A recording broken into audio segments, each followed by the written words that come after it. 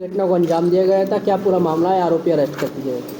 देखिए, मानसरोवर कॉलोनी में परसों रात यानी 19/20 की रात में एक व्यवसायी के घर में कुछ बदमाश घुस गए थे और वहाँ जो सुरक्षा गार्ड था उसके साथ मारपीट करके उनके घर से कुछ सामान वहाँ से चोरी करके ले गए थे। इसमें हम लोगों ने आसपास के फुटेज देखे और सेफ सिटी प्रोजेक्ट के जो फुटेज जो कैमरे लगे हुए हैं उससे हम लोगों को काफ़ी सहायता मिली और उसके फुटेज से हम लोगों ने हमारी टीम ने उस पर काम किया और लगातार कंटिन्यूस काम करते हुए सीओ सिविल लाइंस और एसएचओ मझोला की टीम ने इस घटना को क्रैक किया। उसमें जो फुटेज थे उसे जो मुलजमान थे उनकी पहचान हुई थी और उसके बाद उसके पीछे अलग करके हम लोग उनको लोकेट कर रहे थे। आज सूचना मिली थी कि इसमें जो मुलजमान हैं जिनकी पहचान एक की नरेंद्र और दूसरा मनोज और तीसरा सोनू के रूप में हुई थी, ये तीनों जो माल था इनका कहीं ना कहीं लेकर के इसको अभी मैनेज करने के चक्कर में लगे हुए हैं।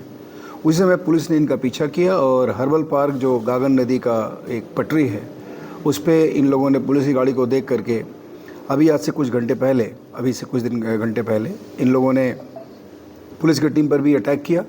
उसमें जवाबी कार्रवाई हुई। उसमें जो नरेंद्र था वो घायल हो गया और उसके बाद बाकी दो वहाँ मौके से हमारी टीम ने दौड़ा के पकड़ लिया। इसमें मनोज और सोनू है।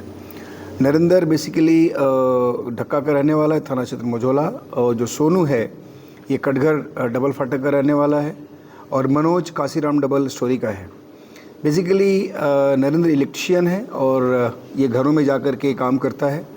इसको ये जानकारी थी जो मानसरोवर कॉलोनी में जहाँ ये घटना घटी, जहाँ घटना कारित की इन लोगों ने, उस घर में एक इलेक्ट्रिशियन का काम किया है। इसको उस घर का पूरा आइडिया है। इसको जानकारी मिली थी कि जो इस घर के मालिक हैं ये बाहर जा रहे हैं और तभी उसका फ़ायदा उठा करके इन तीनों ने प्लान किया और प्लान करके ये एंटर किए। एंटर करने के बाद इन लोगों ने शीशे तोड़ करके कुछ सामान वहाँ से ले गए।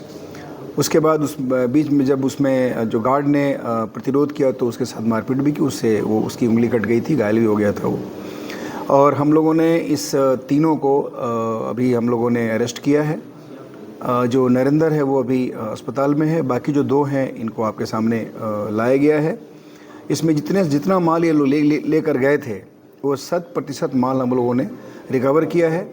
आज बेसिकली जो जिस गाड़ी से ये भाग रहे थे, इस गाड़ी से इस अपने सामान को मैनेज करना चाह रहे थे, वो गाड़ी नरेंद्र की स्विफ्ट डिज़ायर थी।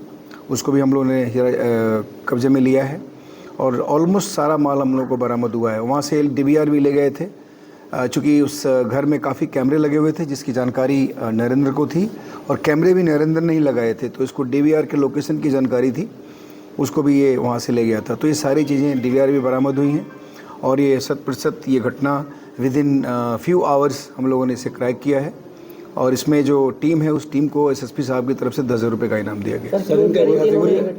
क्या क्रिमिनल रिकॉर्ड भी है, क्यों अंजाम दिया था इन्होंने? देखिए, क्रिमिनल रिकॉर्ड तो हम लोग पता कर रहे हैं, लेकिन जैसा कि मैंने बताया कि नरेंद्र जो मेन किंगपिन था जिसको गोली लगी है, ये इलेक्ट्रिशियन है बाय प्रोफेशन और ये घरों में जाके काम करता है। इसको आइडिया है कि किसके घर में क्या है और जब भी काम करने जाता है तो वहाँ चीज़ों को लोकेट करता है। और इसको जब ये पता चल गया था कि जिस घर में इन लोगों ने वारदात करी उसके मालिक केरला गए हैं, तो इन्होंने अच्छा मौका समझ करके और तब जाके वहाँ पे इस घटना को अंजाम दिया। कितने दिन तक इन्होंने प्लान तैयार किया, किस तरीके से पूरा प्रोग्राम क्या?